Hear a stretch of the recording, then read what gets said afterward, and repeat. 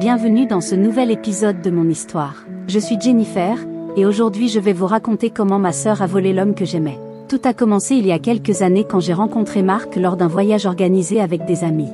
Il avait ce charme naturel, ce regard rassurant et cette manière de parler qui me donnait l'impression d'être la seule femme au monde. Très vite nous nous sommes rapprochés et quelques semaines plus tard nous étions en couple. J'étais persuadée d'avoir trouvé l'amour de ma vie, celui avec qui j'allais construire quelque chose de solide.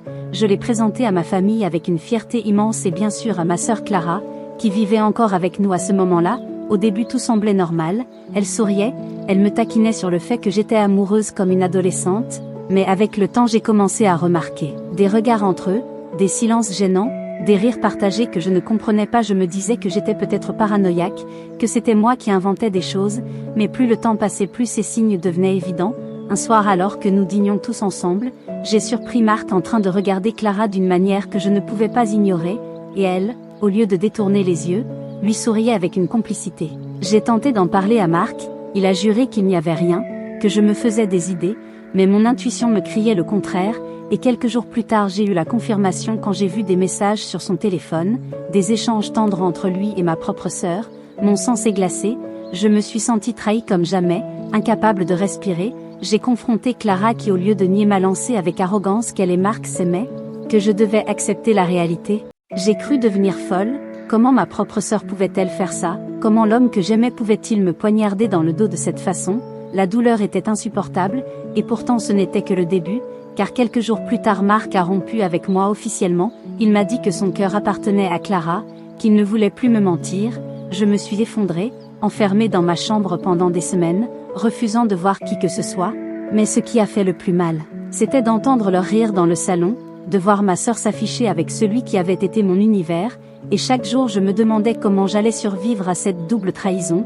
Pourtant malgré ma douleur j'espérais encore que Marc reviendrait, qu'il réaliserait que c'était moi la femme de sa vie, mais plus le temps passait plus leur relation s'affichait au grand jour.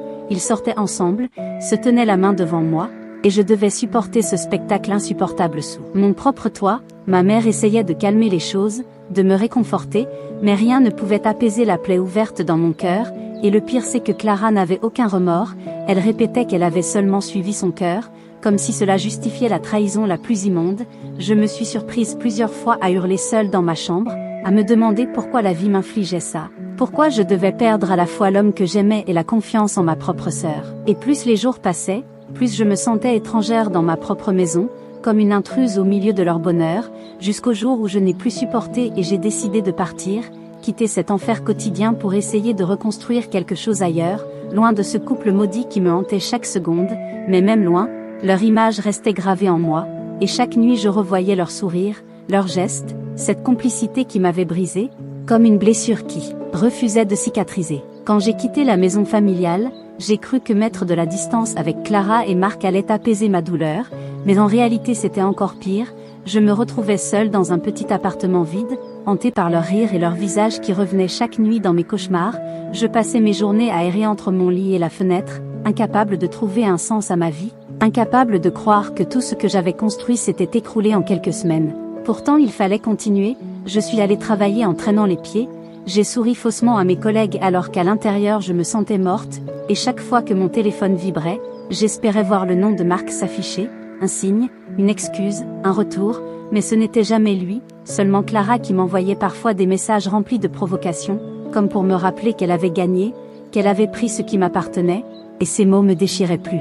Encore, j'ai sombré dans une sorte de routine douloureuse, je ne mangeais presque plus, je pleurais sans cesse, et puis un soir, alors que je rentrais tard, je les ai croisés main dans la main, rayonnants, et quand nos regards se sont croisés, Marc a baissé les yeux, incapable de soutenir le mien, mais Clara a souri comme si elle voulait m'achever. Ce sourire m'a poursuivi toute la nuit, et c'est là que j'ai compris que je ne pouvais plus continuer à me laisser consumer par cette souffrance. Il fallait que je trouve la force de me relever, même si chaque fibre de mon être me criait le contraire. J'ai pris la décision de couper tout contact avec eux, de changer de numéro, de me concentrer sur moi, mais malgré tous mes efforts, les souvenirs revenaient toujours, le parfum de Marc, ses gestes tendres, ses promesses murmurées le soir, et le regard de Clara, ma sœur, celle avec qui j'avais grandi, qui partageait mes secrets d'enfance et qui avait choisi de m'arracher ce que j'avais de plus précieux. Alors j'ai commencé à écrire.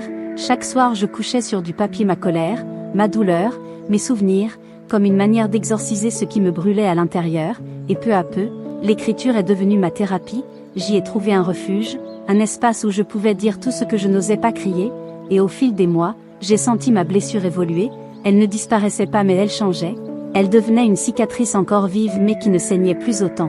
Même si je ne pouvais pas oublier, j'apprenais à respirer à nouveau, à rire parfois, à me reconstruire pierre par pierre, et pourtant, chaque fois que je croisais un couple amoureux dans la rue, je sentais ce vide revenir, ce rappel brutal de ce que j'avais perdu, de ce qu'on m'avait volé, et je savais que je ne pourrais jamais être la même après une telle trahison, parce qu'elle venait non seulement de l'homme que j'aimais mais aussi de ma propre sœur, mon sang, mon reflet, et cette douleur-là restera gravée en moi pour toujours. Alors si mon histoire vous a touché, si vous avez ressenti un peu de ma peine en m'écoutant, je vous invite à liker, à partager cette vidéo et surtout à écrire en commentaire ce que vous auriez fait à ma place. Auriez-vous pardonné? Auriez-vous tout laissé tomber?